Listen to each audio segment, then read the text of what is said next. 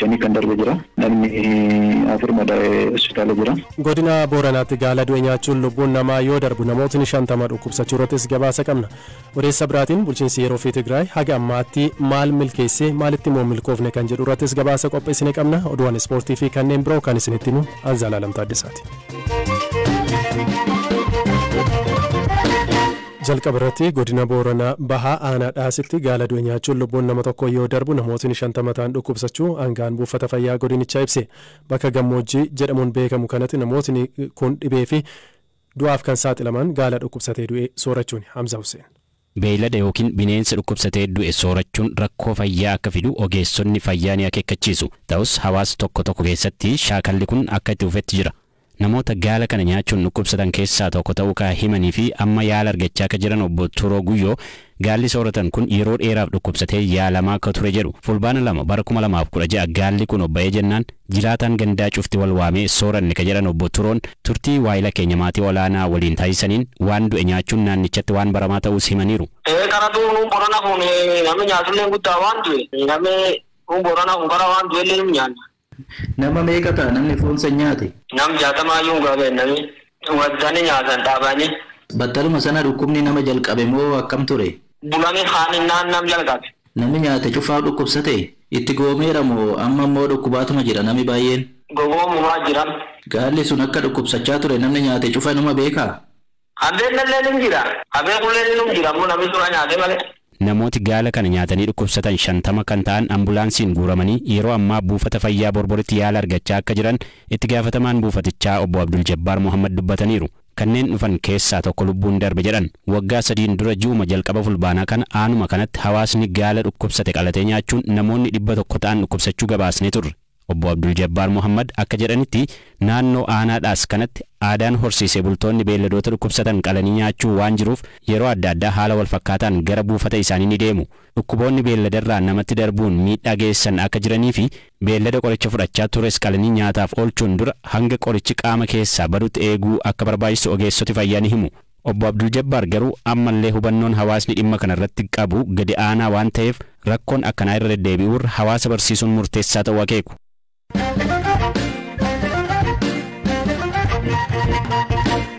Wallagga Bahaa Aanaa Giddaa Ayyaanaatti haleellaa finxaaleeyyii namaaraa uummata nagaa irratti bananiin namootni 5 ajjeefamuu itti gaafatamaan bulchiinsaa fi nageenya godinichaa Koloneel Lammisaa Dheeressaa BBC'tti himan.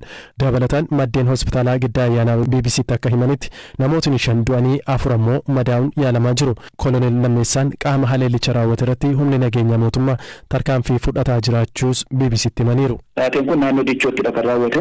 Konkolaataa uummata fe'ee Dichoo gara Guttinirraa gara Giddaa deemaa ture irratti kan mudate. Kan kana raawwatan immoo waan beekamu naannoo sana hidhattoonni duris hattuun karaatti baatee waan tokko kan saamtuun jirti. Haa ta'u garuu amma hidhattoonni finxaalessaa naannoo sana nageenya naannoo sanaa jajjeebanii hin jiru. Finxaalessaa warra Amaaraa kanadha? Hidhattoonni finxaalessaa Amaaraa. Kanaaf konkolaataa hawaasa fe'ee deemaa jiru karaatti dhaabanii rakkoo geessisaniiru. Rakkoon lubbuun nama 5 kan darbe jira. Namni 4 madaa'ee hospitaala jira. Akkuma waliigalaatti rakkoo nageenya walqabatee furuudhaaf hojii bal'aatu hojjetamaa jira. Toora sanatti yeroo adda addaa miidiyaa irratti akkuma hordofaa jirtan konferensiin bal'aan gaggeeffamaa jira. Hojii kan keessatti sochii bal'aatu godhamaa jira. Hawaasa mariisisuun hawaasni bal'aan nagaa barbaada. Haa ta'uti garuu namoonni nageenya akka bu'u hin barbaanne rakkoo uumuu kan barbaadantu karaatti eeganii namoota nagaa karaa deemanii irraan miidhaa geessisaa jira. Naannoo kana naannoo Alii jedhamtu kanarra baay'inaatiin uummata buqqisaa turaniiru. Finxaaliyyiin akkasii kun mootummaa tarkaanfii fudhataa jiru ni jira. Uummata baay'een achirra akka buqqaan ilma beektu waanta ta'eef. Naannoo Alii qofa osoo hin taane uummanni 5 bakka baay'ee irraa uummata buqqiseera. Sababa sochii finxaalessaatiin immoo Aliirraas uummanni kan buqqa'ee jira. Uummanni Oromoos buqqa'eera, uummanni Amaaraas buqqa'eera. Uummanni nagaa barbaadu kan keessaa irra buqqa'een hin jiru. Bakka rakkoon nageenyaa jiru hundatti uummanni buqqa'umsa nafu. Aliirra yeroo ammaa jira sochiin hojii hojjetamaa jira. Taateen har'a ta'e daandii guddaa Guttinii gidda deemu karaa Tulluu Dichoo irratti hin beekamu bakki kun duraanis beekamaadha. Inni sochiin sooshaal miidiyaa irratti deemaa jiru olola diinaati waan ta'eef 3 ajjeesanii 30 godhuu 4 ajjeesanii 40 godhanii lallabuun bu'aa siyaasaa argachuudhaaf jecha ololli oofamu beekamaadha.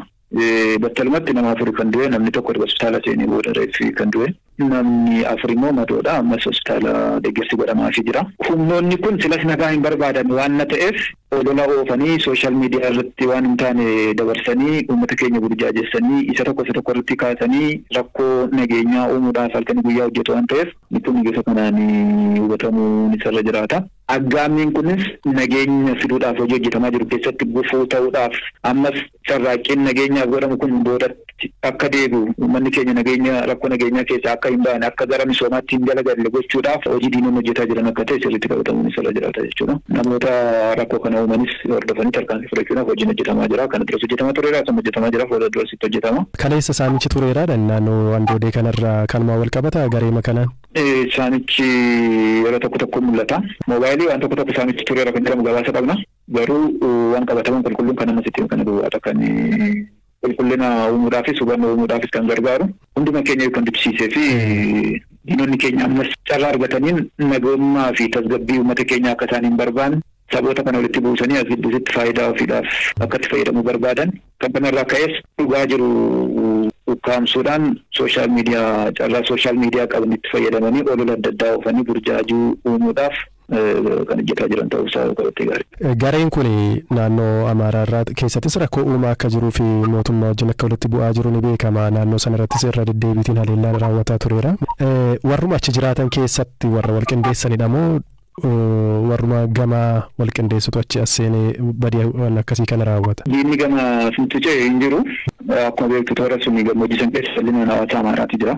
Namoonni yeroo adda addaa rakkoo adda addaa uumanii maqaa Amaaraatiin toora sanatti baqatanii jiranii hin jiru. Sababa rakkoo nageenyaa kanarraan kan ka'e toora sana humna xixiqqaadhaan gurmaa'anii waan meeshaan isaan akka jiruu fi karaatti ba'anii saamicha gaggeessuudhaaf carraa argatanii turaniiru. Kanaaf waan achi keessa jirudha malee bakka biraarraa diina dhufee qinxaalessa jawwisaa isa gama jireetu dhufee as seenee osoo hin taane kun ijoollee toora kanatti naannoo haalirraas uummata keenya buqqisuudhaaf warruma hojjetaa turan sun waan akkasiiti malee kan naannoo Amaaraarraa nutti ce'e miti. Jiraataan aanichaa BBC'n dubbisee fi nageenya isaaf jecha maqaan isaa akka hin eeramne gaafate ajjechaa kana dura kaleessa ganama bakka haleellaan raawwate kanatti qaamni hidhate saamicha gaggeessuu hime. Jiraataan kun namoota konkolaataa keessaa buufamuun qaama hidhateen samaman keessaa tokko ta'uu himuun miidhaan qaamaa isarra ga'uus dubbata. Reebichaa fi saamicha garaagaraatu gaggeeffame. Miidhaan lubbuun har'a kan inni takka. Kaleessa haalli keessa jira qabeenyaa keenya kan inni irraa kan saame. Yaaddoodha bakka maatii keenya kanaa bira waan wala jiru bakkaatu kanaa bira. Na fudhatanii gaafa keessa kaa'aniiti haalli isaanii mijachuu dhiyeennaan Waaqayyo rubbii na hoosee waan qabduuti waan irraa fudhatan. Maal sirkaa fudhatani? Mallattoo moobaayiliidha waa bakka qabu bakka waa itti dubartoota irraa jechuudha waan kan qabu hundi irraa yaafatan konkolaataa lama guutuu kaaman. Amala miidhaan harka kobitaa tokko sadatti inni qabeetiin argitanii. Iddoo kamitti ta'e kun? Iddoo Bichee jedhamu. Eessarra garamitti deemaa turtan yeroo sana? Magaalaa Bichaarraa gara magaalaa Naqamtee. Qaama akkamitti dhaabsee kan saame? Qaamni kun Isaan isaanii isaan poolisii federaalaa uffatanii jiru.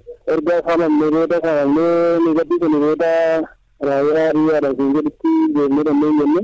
Isa booda ni dabarsan. Raayyaan ittisa biyyaa eessa jira ture iddoo kam deemtanitti maxxan? Kiiloomeetira 2 kan hin caalle irratti jiru ta'a. Meeqa ta'u warri isin saaman baay'inni isaanii ilaalteetta? Baay'inni isaanii nama kan nama afuridha kan ijaan agarre warreen kaan immoo bosona caasa keessa gaggalanii kan isaan jiran. Sababa rakkoo nageenyaa godinaalee Wallaggaa keessatti waggoota darbanii qabee mudachaa jiruun namootni kumaatamaan qe'ee isaanii irraa buqqaaniiru. Hedduunis ajjeefamaniiru.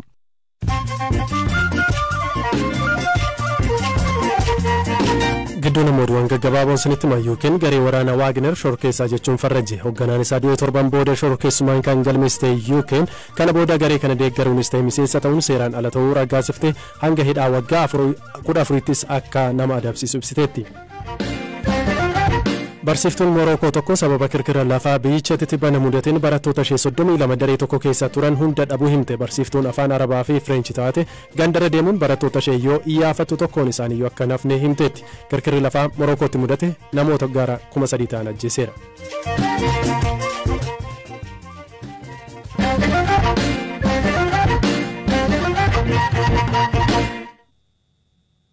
waliigalteen nagaa Afrikaa kibbaa Pretooriyaatti mootummaa federaalaa fi TPLF gidduutti mallattaa'e waraanni kaaba Itoophiyaa akka dhaabbatu taasiseera.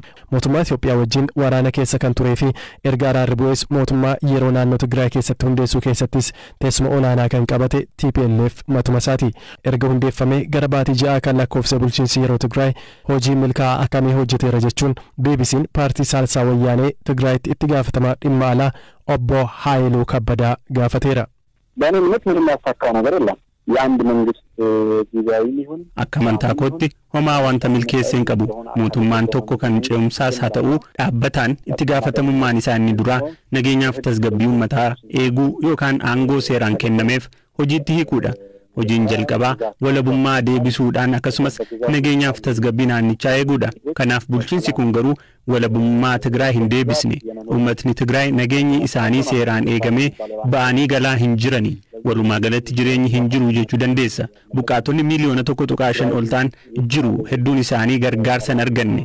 Bajeta ofii isaarraas ta'ee qaama kaan waliin mari'atee bulchiinsi kun lammiilee isaa sooruu hin dandeenye bara shiftaa keessa jirraa jechuun ni dandeessa. Shiftaan baadiyyaa bosona keessa dhokatee qonnaan bultoota saamuu fi shiftaan magaalaa konkolaataa lakkoofsa gabatee hin qabneen socho'aa nama saaman jiru. Kanaaf seera maleessummaa sadarkaa kanarra jirutu jira. Mindaa kaffalaa hin jiru. Soorata kaffalaa hin jiru. Amma Tigraay keessa mootummaan jira jechuun rakkisaadha.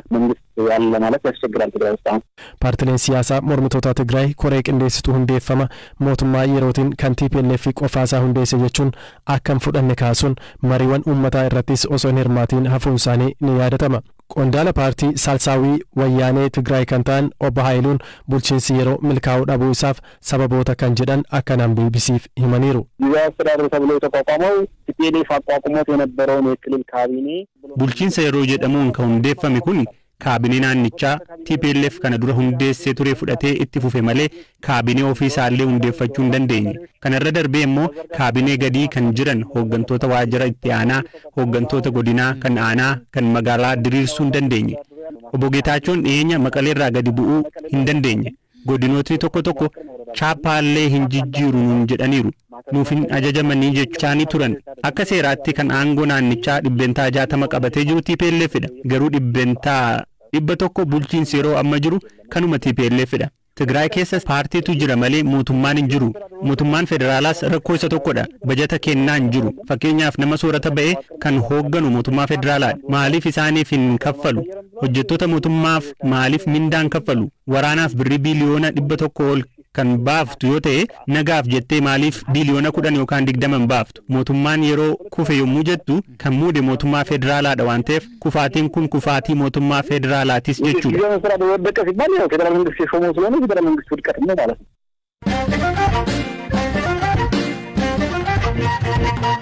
Gaanfa Afrikaa keessatti namootni 400,000 ol ta'an appilikeeshinii haaraa Daaris jedhamu fayyadamuun dubbisuu fi barreessuu barachaa jiru. Aappii kana kan uume lammii Somaalii Biriitan baqattummaarraa gara hojii kalaqaatti galee Ismaa'eel Ahmed jedhamudha. Waldhabdee jijjiirama qilleensaa fi rakkoon sirna barnootaa naannicha keessa jiru addunyaa keessatti naannoo lakkoofsa namoota barnoota hin baranne guddaa qabdu ishee taasiseera. Firaa'ol Balaay gabaasa qabdi. Hodaan yeroo qodaa dhiquu xumurtu sagaleen waamicha salaataa masjida fagoo jirurraa dhagahama. Shamarreen ganna 23 magaalaa guddoo Somaaliland Hargeessaatti hojii qulqullinaa hojjetti. Hanga yeroo dhiyootti hojii qulqullinaa hojjechuun alatti waan biraa yaaddee hin beektu. Amma garuu sa'aatii boqonnaa isheetti Hodaan mobaayila ishee baastee waan kana dura gochuu danda'aa jettee hin yaadne tokko dalagdi. Innis dubbisuudha. Baadiyyaatti waan hin guddadhee fi maatiin koo humna ittiin na barsiisan hin qaban ture. Ofii koonis mana barumsaa deemuu hin dandeenye. Waa'illi ishee tokko ji'oota muraasaan dura waa'ee aappii Daaris jedhamu dubbisuu fi barreessuu barsiisutti hime. Achii waan kun waanuma jireenya ishee jijjiire tahe. Amma dubbisuu fi barreessuu nan danda'a. Gara fuulduraatti hojii fooyya'aa argachuufan fedhii qaba. Dandeettiin argadhe kana waan fooyya'aa argachuufan itti fayyadama. Somaaliland bara 1990tti waraana waliinii booda walabummaa labsattus ammallee hawaasa idila addunyaan akka biyya of dandeesse tokkotti beekamtiin arganne. Ta'us iddoowwan Somaaliyaa biroorraa tasgabbii qabdi. Lolli kana dura ture hongee irra deddeebiin dhufuu fi hanqinni bu'uuraalee misoomaa lakkoofsa namoota dubbisuu fi barreessuu danda'anii xiqqoo taasiseera. Akka UNICEF jedhutti ga'eessota 4 keessaa 3 dubbisuu fi barreessuu hin danda'an. Ijoollee 4 keessaa 3 ammoo mana barumsaa deemaa jiran. Tattaaffiin biyya keessaa fi idila addunyaa taasifamullee lakkoofsi namoota dubbisuu fi barreessuu danda'anii fooyya'insa tirataadha kan agarsiisaa jiru. Gaanfa Afrikaatti waan gaariin tokko aappiin tajaajila maallaqaa milkaa'aa ta'e jiraachuu isaati. Kun immoo moobaayila fayyadamuun rakkoo barnootaa furuuf carraa nuu kenna. Dur afaan dhaloota keenyaallee barachuuf mana barumsaa deemuutu nurra jiraata ture. Amma garuu otoo daree hin seenin namoonni kumaan lakkaa'aman milkaa'inaan afaan dhaloota isaaniin barreessuuf dubbisuu danda'aniiru. Kun Ismaa'eel Ahmedidha. Yeroo waraana Somaaliyaa baqattummaan UK galee boodarra daldala teeknooloojii wajjin wal qabatu kalaqee hojjechuu eegale. Yeroo weerara koronaa dhaabbanni isaa aappii Daaris tolaan tajaajila kennuu fi hojjechuudhaaf intarneeta hin barbaanne kalaqe. Malli kun rakkoo mootummaan biyyattii fi miti mootummaan yeroo dheeraaf itti dadhaban furuuf kaayyeeffateera. Uummanni baay'een tikfataa fi kan naannoo baadiyyaa jiraatudha. Hawaasa adda bahee jiraatudha. Kaan ammoo yeroo hunda imalarra jiru. Kanaaf barnoota walitti fufinsaan kennuun rakkisaadha. Ijoolleenis waliin waan godaananiif jechuudha. Biyyattiirra qoqqobbiin idil addunyaa waan jiruuf baankiin baay'ee Somaalilaand keessa hin hojjetan. Namoonni kaffaltii raawwachuu